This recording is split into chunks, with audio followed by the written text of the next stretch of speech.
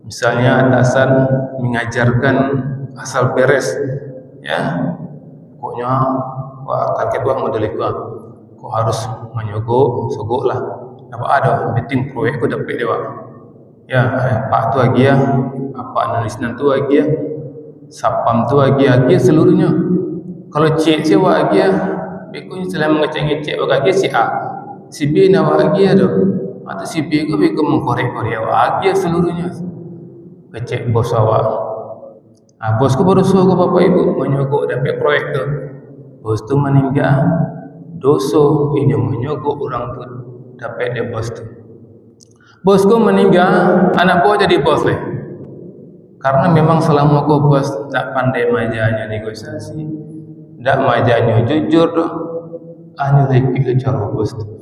Untuk dapat proyek ke apa? Menyogok seluruh orang menyogoknya.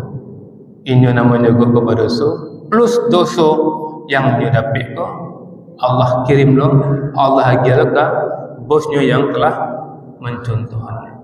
Sabbih isma rabbikal a'la alladhi khalaqa fasawwa. Allah ittaqullah qatuqatih wa la tamutunna illa wa antum muslimun. Faqala ta'ala fi kitabil karim, a'udzu billahi minasy syaithanir rajim. Bismillahirrahmanirrahim. Ya ayyuhallazina amanu taqullaha wal tanzur nafsun ma qaddamat lighad wattaqullaha innallaha khabirum bima ta'malun. Sadaqallahul azim. Bapak-bapak, ibu-ibu yang sangat kami muliakan dan anak kami yang kami banggakan. Alhamdulillah, bersyukur kita pada Allah Bapak Ibu kembali dengan izin dan rahmat Allah kita mampu hadir di masjid ini. Harapan kita hadirnya kita di masjid ini benar-benar tercatat di sisi Allah Subhanahu wa taala dan kita semua mendapatkan pahala terbaiknya. Dan kita bermohon kepada Allah Bapak Ibu, kiranya setiap detik yang kita lewati benar-benar bernilai ibadah, dan kita selalu berharap berdoa kepada Allah kiranya hidayah Allah selalu menyertai hidup kita sampai kita tinggalkan dunia ini. Amin ya Allah, amin ya rabbal alamin.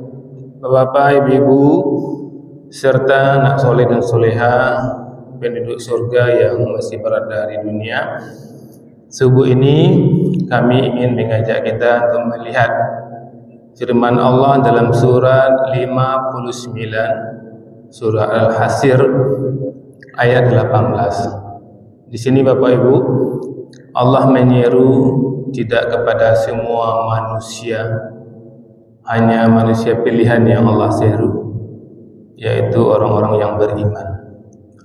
Wahai orang-orang yang beriman, bertakwalah kepada Allah.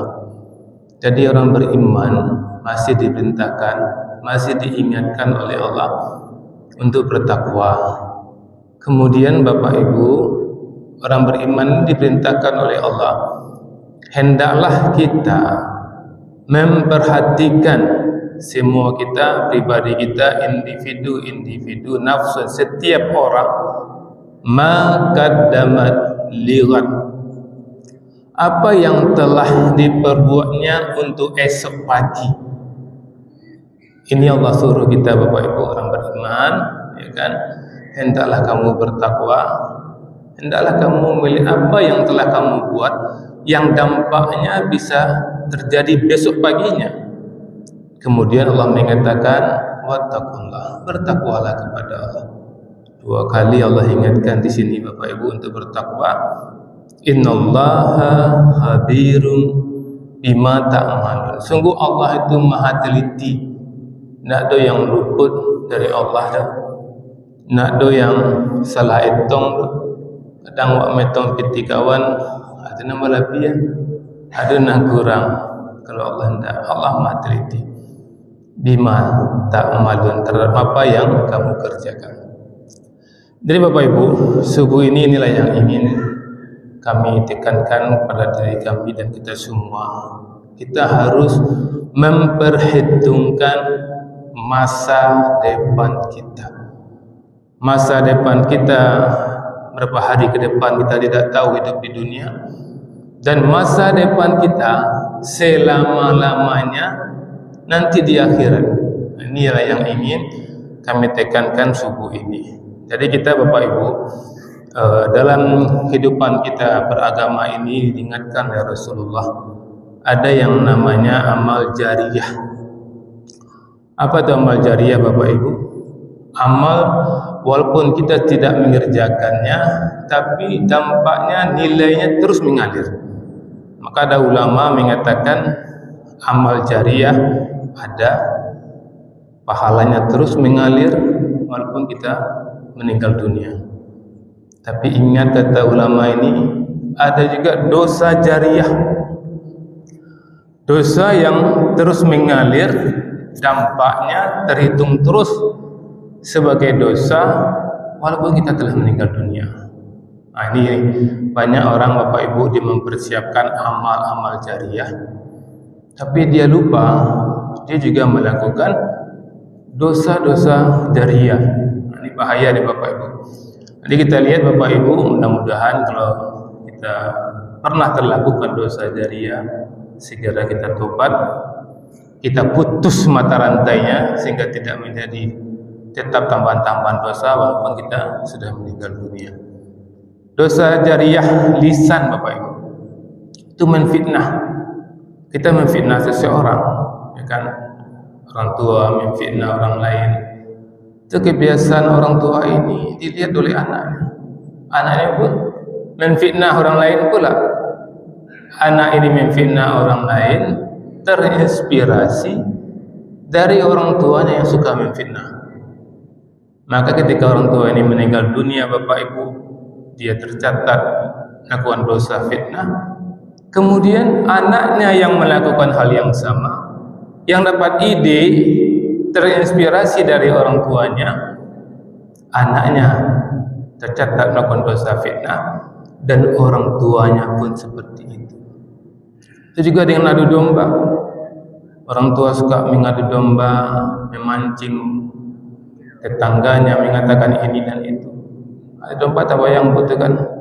Ini mana salah saya itu dah. Ini kejar engkau, bibik mungku, sehingga orang kesal dan terjadi permusuhan. Kebiasaan-kebiasaan ini diperhatikan oleh anaknya. Anak terinspirasi dan mengikuti. Orang tua ini meninggal, tercatat dosa mengadu domba plus dosa jariyah karena anaknya mengikuti pula kebiasaan dia. Karena anak-anak ini peniru Bapak Ibu. Dan juga sekarang ini dengan teknologi yang luar biasa, ada dosa jariyah digital. Nah, kita posting-posting Bapak Ibu, posting-posting yang merusak akhlak. Kemudian kita meninggal dunia, itu tidak dihapus tuh, ada konten-konten itu masih ada. Maka siapapun yang nonton akan berdosa, dosa itu juga mengalir kepada kita ketika kita sudah meninggal dunia. Maka Allah ingatkan kita orang-orang beriman ini, ya ayyuhallazina amanu taqullah wal tansur nafsun ma qaddamat li. Hai orang-orang beriman, bertakwalah, pikirkanlah apa yang kamu kerjakan sekarang ini, dampaknya besok pagi. Allah memakai kata besok pagi dampaknya dosa kali gitu. Kemudian bisa kita lihat Bapak Ibu, kita kajian-kajian kita subuh ini yang nampak di kehidupan kita sehari-hari. Contoh di kantor Bapak Ibu, misalnya atasan mengajarkan asal beres, ya, pokoknya wah target wah model itu, kok harus menyogok, sogok lah, apa ada penting proyek kok dapat dewa, ya, pak tu lagi ya, apa analisis tu lagi ya, sapam tu lagi seluruhnya. Kalau cek siapa lagi ya, bekunya selain mengecek-ngecek bagi si A, si B nak lagi ada, atau si B ko beku mengkorek-korek lagi seluruhnya. Kecek bos awak. Ah, bosku baru suruh Bapak Ibu menyogok dapat proyek tu. Bos tu meninggal, dosa ini menyogok orang tu dapat dia bos tu. Bosku meninggal, anak buah jadi bos leh. Karena memang selama kau bos tak pandai majanya negosiasi, tak majanya jujur doh, hanya lagi cara bos tu. Untuk dapat proyek ke bah, nyosogok, seluruh orang nyosogoknya. Ini namanya nyogok kepada dosa, plus dosa yang dia dapat ko, Allah kirim lo, Allah ajar ke bosnya yang telah mencontohnya. Maka ini hati-hati kita Bapak Ibu, jangan pernah kita melakukan dosa dan dosa itu berubah menjadi dosa jariah.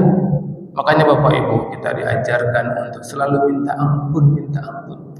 Kalaupun tapasu berdosa, Bapak Ibu janganlah sampai tapasu. Ikut tapasu pun janganlah dosa jariah.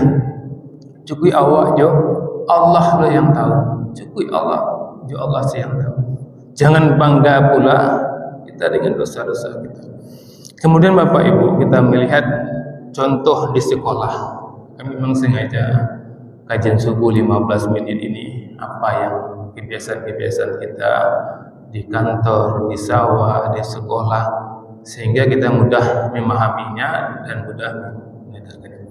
Guru bisa Bapak Ibu, apapun mata pelajaran yang diamanahkan kepada kita, matematika, fisika, maka ketika kita mengajar itu, kita ingatkan anak kita, nah salat subuh tadina, 8 menit lah itu Bapak, lah salat subuh tadina, lah tolong orang tua tadina, salat subuh bangsawan ya, tolong orang tua ya, bangun lagi pagi, bawa amawa lah bangun pagi, memasak, menyapu, nak bawa tu, tolong ya nak. Kata-kata ini yang dikeluarkan oleh guru ini, ketika dia mengucapkan kata-kata itu, ketika itu dia telah tercatat mendapatkan pahala. Dan ketika dia meninggal dunia, kata-kata itu diamalkan oleh anak muridnya. Berapa murid dalam 30 orang? 15 orang mengamalkan.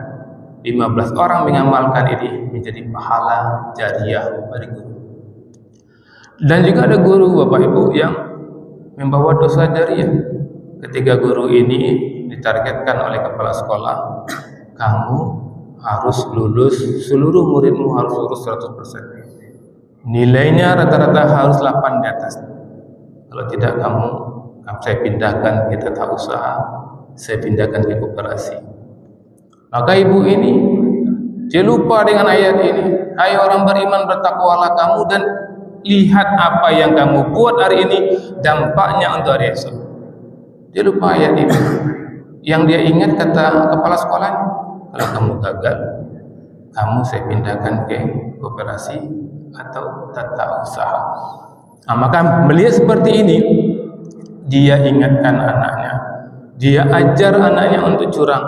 Ya, kamu bagi yang rasanya belum mampu, ya, buatlah catatan kecil. Tapi kamu janji ya, buat catatan kecil, ya, buat ketika ujian, hati-hati, lihat. Tapi setelah ini, setelah kamu lihat itu, kamu hafal yang kamu apati ya, kamu hafal lagi. Nah, guru ini kan takut pula, dia berlindung pula, jangan sampai anaknya mengatakan, ibu ini jahat nih, suruhnya kita mencontek. Tapi ibu ini aman, kamu buat contekan, kamu belajar, buat juga contekan, jaga-jaga. Nanti pas ujian, kalau seandainya kamu lupa, buka contekan itu. Tapi setelah ujian, contekan itu kamu hafal ya, harus kamu hafal. Nah, dia berlindung di situ, tapi dia sudah mengajar anaknya untuk curang. Maka ibu ini selamat ya, dia tetap menjadi guru, tidak pindah ke tata usaha karena nilai anaknya sesuai yang diinginkan oleh kepala sekolah. Tapi ibu ini telah melakukan dosa Bapak Ibu. Dan anak-anak ini terinspirasi melakukan dosa karena apa yang disampaikan oleh gurunya, maka anak ini melakukan itu, dosanya juga sampai kepada ibu. Walaupun ibu ini sudah meninggal dunia, dosa yang dilakukan oleh anak itu, dosanya mengalir kepada ibu itu. Jadi Bapak Ibu, ayat ini Bapak Ibu betul-betul mengingatkan kita orang beriman untuk bertakwa, kemudian memperhatikan apa yang kita buat untuk dampak hari esok, dan Allah ingatkan lagi kita untuk bertakwa. Maka Bapak Ibu, mulai sekarang ini pastikan yang kita kerjakan itu yang baik-baik saja Bapak Ibu. Kita bisa riset mumpung sekarang ini Bapak Ibu, sekarang ini di 15 Sya'ban, di mana ulama meyakini keistimewaan di 15 Sya'ban ini, karena ada di antara kita yang berpuasa, ya kan? Mungkin juga ada yang tidak puasa karena memang dia sunnah hukumnya. Puasa wajib pun Bapak Ibu, kalau kita tidak sanggup, kita bekerja keras, boleh tidak puasa.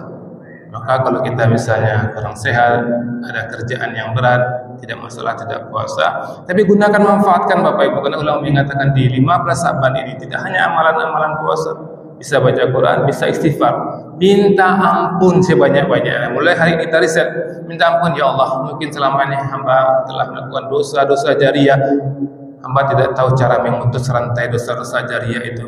Putuskanlah mata rantai dosa-dosa jariah itu, ya Allah. Dan hamba bertekad mulai hari ini tidak akan lagi melakukan dosa-dosa jariah. Kalaupun terpaksa melakukan dosa, Bapak Ibu, dosa yang hanya kita dan Allah yang tahu. Jangan bukan munafik Bapak Ibu, jangan sampai anak kita, menantu kita, tetangga kita, murid kita meniru perbuatan kita, dan itu luar biasa. Kita meninggal dunia, dosanya tetap mengalir. Mudah-mudahan Allah selamatkan kita Bapak Ibu. Punya maaf. Assalamualaikum warahmatullahi wabarakatuh.